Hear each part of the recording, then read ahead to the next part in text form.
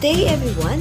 Welcome to our another episode of Mastering Money, Unlocking the Secrets of Financial Literacy. I am your host, Renny Joy Pangalapan. We'll discuss about financial literacy. But before that, let us first define what is financial literacy. The National Endowment for Financial Education defines financial literacy as the ability to read, analyze, manage, and communicate about the personal financial conditions that affect material well being. It includes the ability to discern financial choices, discuss money and financial issues without discomfort, plan for the future, and response competently to life events that affect everyday financial decisions, including events in the general economy. To simply put it, Mandel 2009 defined financial literacy as the ability to use knowledge and skills to manage one's financial resources effectively for lifetime financial security. While Hustling et al. 2013 refers to financial literacy as number 1, knowledge of financial products. Example, stock versus a bond, fixed versus adjustable rate mortgage.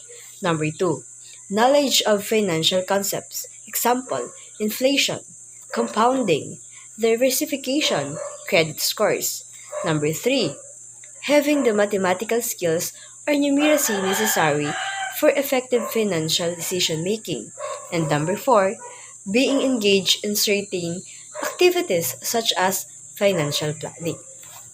Public and private institutions alike have recognized that the need for financial literacy to be incorporated in the school curriculum, financial education, and advocacy programs of the public and private sectors have been identified as key areas in building an improved financial system in the Philippines. Republic Act 10922, otherwise known as the Economic and Financial Literacy Act, mandates DepEd to ensure that economic and financial education becomes an integral part of formal learning. The Council for Economic Educations, the leading organizations in the United States that focuses on the economic and financial education of students from kindergarten through high school, develops 6 standards gearing toward deepening students' understanding of personal finances through an economics perspective. Number 1, earning income. These standards cover how people earn income by selling their labor to business. It also addresses the factors that influence income such as education's level, skills, and career choices. Understanding this standard can help individuals make more informed decisions about their career and education path. Number 2, buying goods and services. These standards develops or involves making informed decisions about purchasing goods and services. It includes understanding the difference between needs and wants, comparing prices, and understanding how marketing and advertising can influence buying decisions. Number 3, savings. This standards covers the importance of saving money for future needs and wants. This includes understanding different saving options, the concept of interest, and the benefits of starting to save early. Number 4, using credit. This standards involves understanding how credit works, the cost of using credit, and the potential risks and benefits.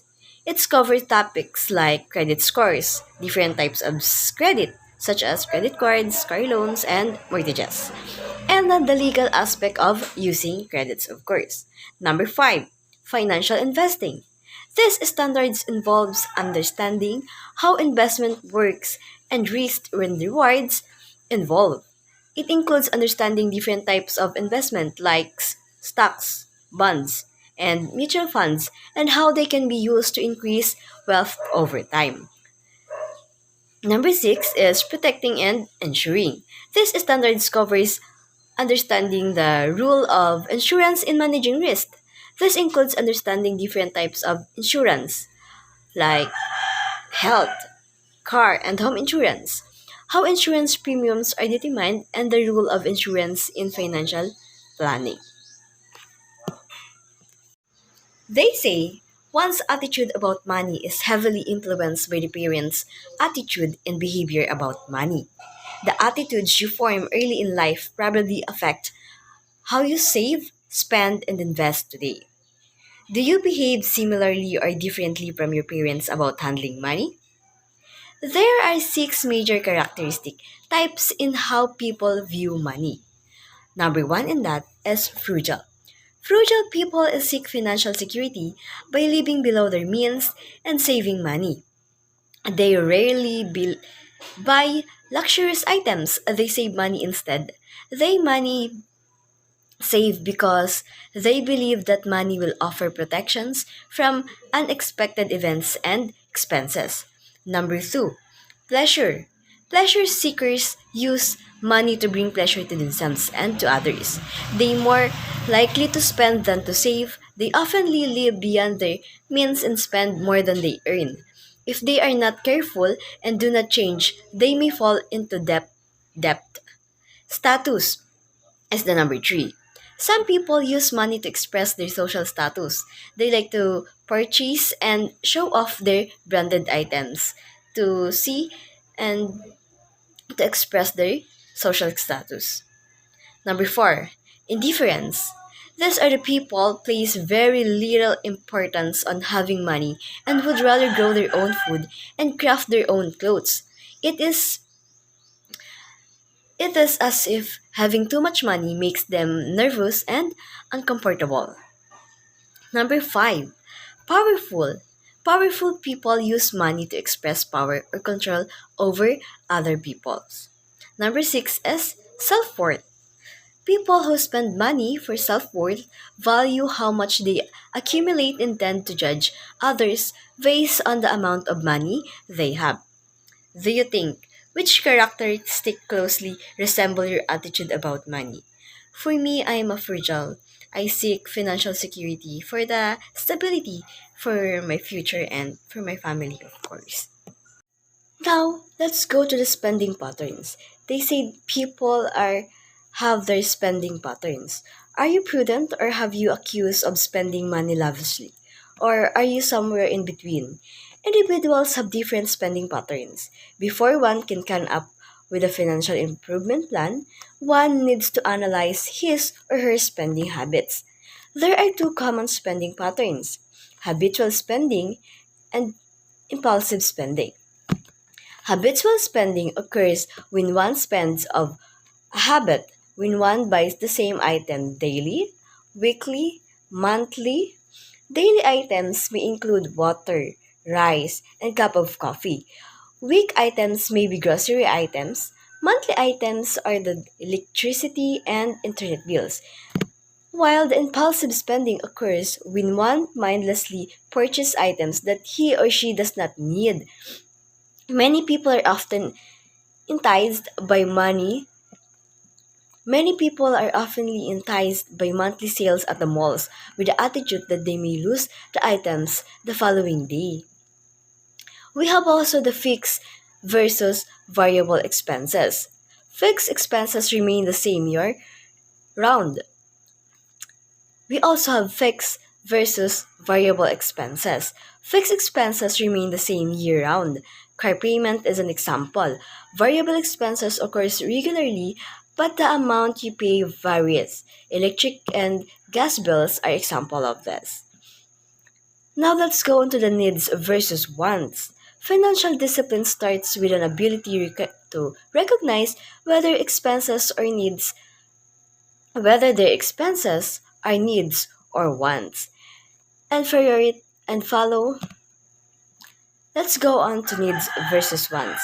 Financial discipline starts with an ability to recognize whether the expenses are needs or wants, and followed by the ability to prioritize needs over our wants. Needs are essential to our survival, of course. What are things that you would like to have but you can't live without, such as new clothes or new cell phone models. You want them but do not necessarily need them. Too many wants can ruin a budget. Being in debt or to have financial problem, we have to set goals. Setting financial goals is the first step to managing one's financial life. Goals may be short, medium, and long term. Short term goals can be measured in weeks and can provide instant gratification and feedback. I will ride on the LR3 instead of taxi. I will bring lunch every day are example of short term goals. Medium term goals should be accomplished within 1 to 6 months. These goals provide opportunity to reflect and feedback and require discipline and consistency. Long-term financial goals can be take years to achieve this many for a down payment on a home, a child's college education, and retirement. They may also include paying of a car, student loans, or credit and card debt. And to achieve that financial goals, we have to develop a spending plan. Time and effort are necessary to build a sustainable spending plan. There are three easy steps to develop your personal spending plan. Number one is record. Keep a record of what you spend. Number two, review. Analyze the information and decide what you do. Number three, take action. Do something about what you have written down. Saving money is very important, especially nowadays. We have here two easy way to save money. Number one, save before you spend. Save money before you buy something you want. Number two, save after you spend. After you buy you want and there's still left money, then save it too. Remember, save before you spend and save after you spend. And in order to stick to the saving habit, you should commit to a month. Set a specific saving goals. Determine how much money you want to save within that month. It could be a fixed amount or a percentage of your income. Number two, find an accountability partner like a bank or an investment company so your savings will grow. Number three, find a saving role model who is successful with his or her money through tried and through savings. Number four, write your goal down and, of course, track your goal. Number five, avoid tempting situation. Don't go to mall. Don't hang out because there's a lot of tempting situation will happen. If you see sales, you could buy something. So avoid that. And you need to really stick the saving habits and you need to inspire yourself and just track your goal so that your savings will be consistently and you will be successful in saving money. Saving is very important, especially nowadays, because no one can predict the future with certainty. We need to save money for everything that might happen. And here are some reasons why saving is very important. Number one, emergency bolster. You should save money to avoid going to debt just to pay emergency situations like unexpected medical expenses and damages caused by calamities or accidents. Number two, retirement. You will need savings investment to take place of income you will no longer receive when you retire. Number three, future events. You need to save for future events like weddings, birthdays, anniversary, travels, and future of your children's. So, as not to sacrifice your fixed expenses. Next, stability of Social Security. Pensions from Social Security should only serve as supplementary and not the primary source of income and retirement. A little goes a long way. Small consistency savings go a long way.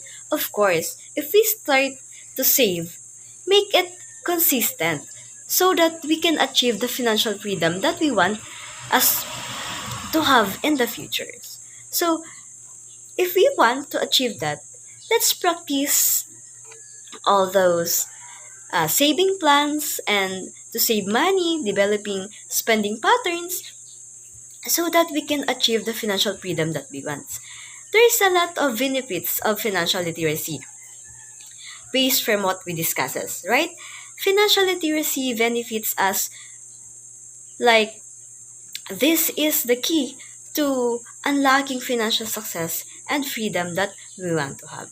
So, I hope that based from our discussions that we tackle about financial literacy, you can now start savings by practicing those two steps that we have discussed. So I hope you guys, my viewers, have learned something about financial literacy. So start saving and have the financial freedom that we want to have in the future. Thank you for watching. Till our next episode. Goodbye.